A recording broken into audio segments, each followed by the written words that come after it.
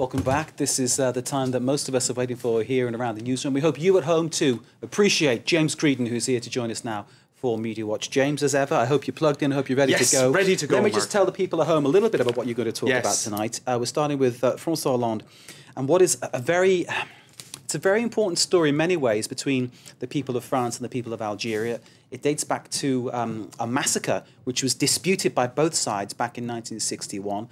François Hollande has now acknowledged that massacre, and of course it comes at a time when we're looking here at the channel as well about the 50th anniversary of Algeria's independence, and of course a very delicate and difficult time that many people live through here in France.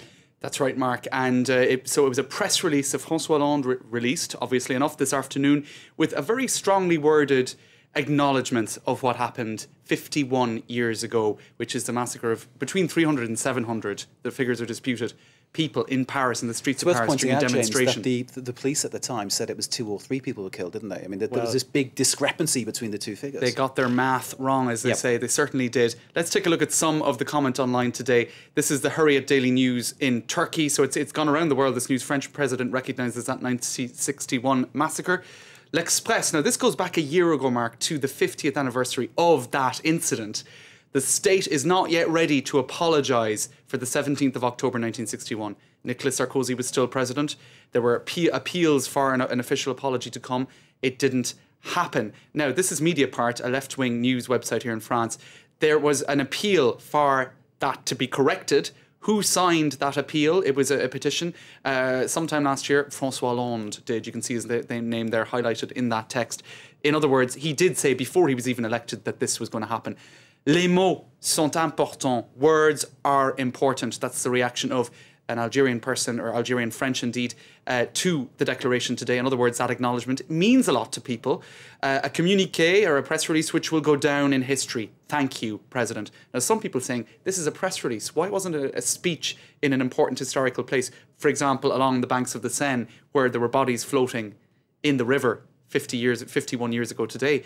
And this person saying here, well, not bad, but I would have preferred a speech on one of the bridges of in Paris, you know, but still, it's something, you know. This is Pierre Haski, a well-known journalist in Paris, with the word enfin, at last. At last, this in declaration has come. And this guy, out of the dark ages, saying lamentable. He's rewriting history. Algeria was a French département until 1962. This is rubbish. This repentance is rubbish. So this guy obviously preferring to remain in a slightly more, what would you say, unfaithful version of history as regards jingoistic, hatred of foreigners. All those phrases are coming to mind reading those words. I'm sorry if I'm getting you wrong, sir, because you no doubt the man who's saying this. What shocks me about this period of history, which I think very few people outside of France and outside of the Arab world know about, certainly you don't hear about it in the UK, right, is the figures and the numbers of people who were killed in massacres in Algeria, right, whole villages. I mean, the things that you hear about in Syria today, the numbers, kind of insignificant compared to what happened then. Right. And they're the figures that aren't disputed. Right. This one that actually happened in Paris is, if you can imagine, people being turfed into the river, dead, is absolutely appalling. It seems to have been just military tactics at the time, almost like open warfare. Because the Algerians were under curfew at the time. They were living in abject poverty on the outskirts of Paris, where they were all herded. And they weren't allowed to be out after a certain time at night. And if they were, arrested and off to the internment camp at Vincennes in the southeast of the city. All the more reason why an acknowledgement of what happened is important in terms of relations between the different communities, etc. Okay, let's move on, James. Tell us where you're going next. All right, well, this is, I suppose, the buzz du jour online after the presidential debate last night. Mitt Romney used an expression, let's take a listen. This is in reference to employing women in the workplace, his workplace. We took a concerted effort to go out and find women who had backgrounds that could be qualified to become members of our cabinet. I went to a number of women's groups and said, can you help us find folks? And they brought us whole binders full of women. James. Now, binders full of women. It became a Tumblr blog within moments of his saying it. I'll show you some of the reaction online, or some of the ways in which this has been taken off.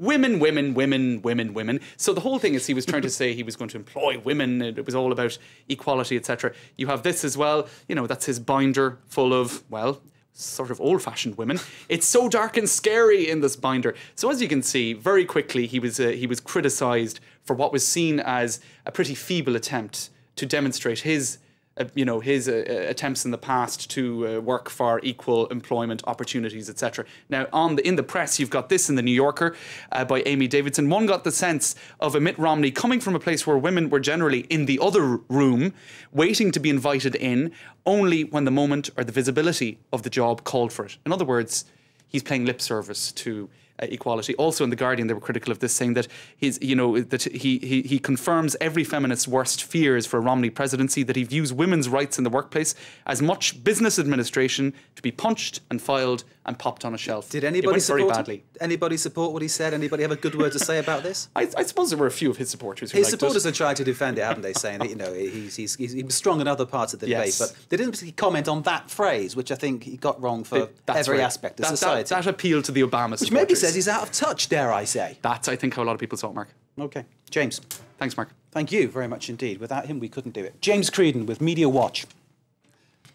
Short break, stay with us. We've got some weather to come. Then more news and some sport and culture. Watching live in Paris. Stay with us.